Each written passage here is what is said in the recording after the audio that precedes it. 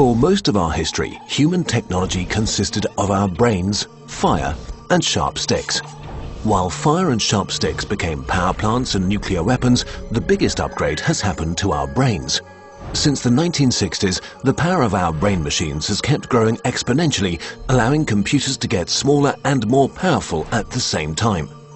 But this process is about to meet its physical limits. Computer parts are approaching the size of an atom. To understand why this is a problem, we have to clear up some basics.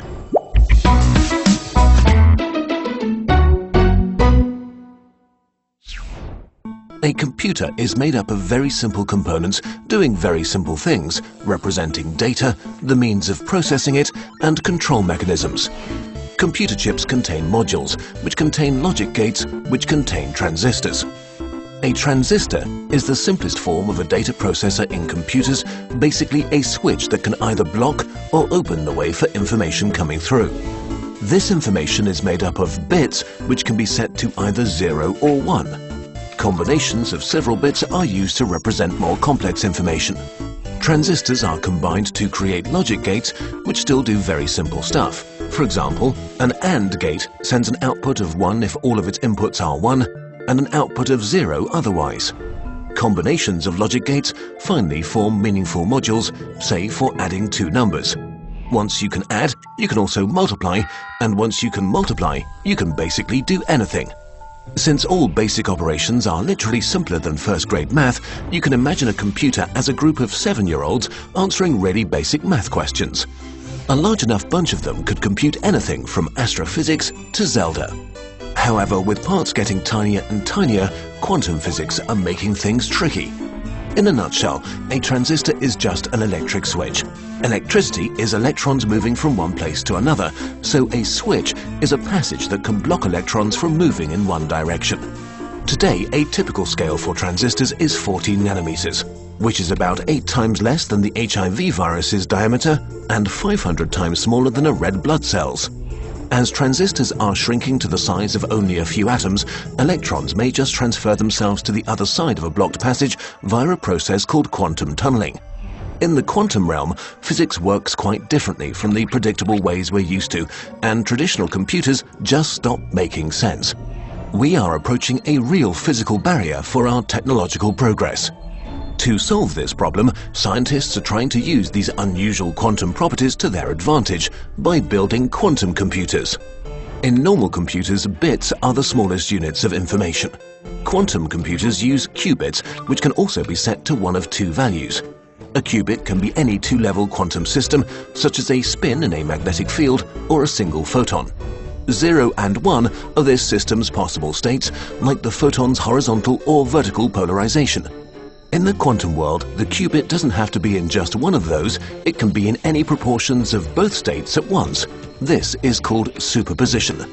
But as soon as you test its value, say by sending the photon through a filter, it has to decide to be either vertically or horizontally polarized. So as long as it's unobserved, the qubit is in a superposition of probabilities for 0 and 1, and you can't predict which it will be. But the instant you measure it, it collapses into one of the definite states. Superposition is a game changer. 4 classical bits can be in one of 2 to the power of 4 different configurations at a time. That's 16 possible combinations, out of which you can use just one. 4 qubits in superposition, however, can be in all of those 16 combinations at once. This number grows exponentially with each extra qubit. 20 of them can already store 1,000,000 values in parallel. A really weird and unintuitive property qubits can have is entanglement, a close connection that makes each of the qubits react to a change in the other's state instantaneously, no matter how far they are apart. This means that when measuring just one entangled qubit, you can directly deduce properties of its partners without having to look. Qubit manipulation is a mind-bender as well. A normal logic gate gets a simple set of inputs and produces one definite output. A quantum gate manipulates an input of superpositions, rotates probabilities, and produces another superposition as its output. So a quantum computer sets up some qubits, applies quantum gates to entangle them and manipulate probabilities, and finally measures the outcome, collapsing superpositions to an actual sequence of zeros and ones. What this means is that you get the entire lot of calculations that are possible with your setup all done at the same time. Ultimately, you can only measure one of the results, and it will only probably be the one you want, so you may have to double check and try again.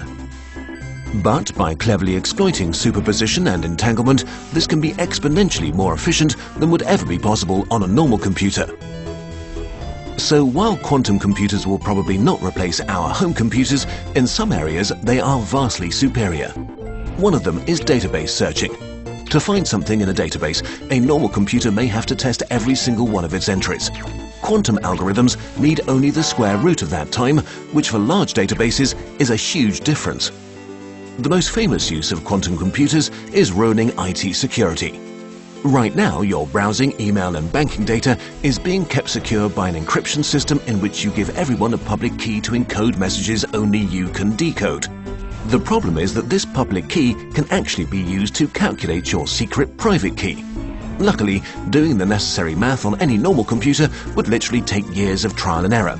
But a quantum computer with exponential speedup could do it in a breeze. Another really exciting new use is simulations. Simulations of the quantum world are very intense on resources, and even for bigger structures such as molecules, they often lack accuracy. So why not simulate quantum physics with actual quantum physics? Quantum simulations could provide new insights on proteins that might revolutionize medicine. Right now, we don't know if quantum computers will be just a very specialized tool or a big revolution for humanity. We have no idea where the limits of technology are, and there's only one way to find out. This video is supported by the Australian Academy of Science, which promotes and supports excellence in science. Learn more about this topic and others like it at nova.org.au. It was a blast to work with them, so go check out their site. Our videos are also made possible by your support on patreon.com. If you want to support us and become part of the Kurzgesagt Bird Army, check out our Patreon page.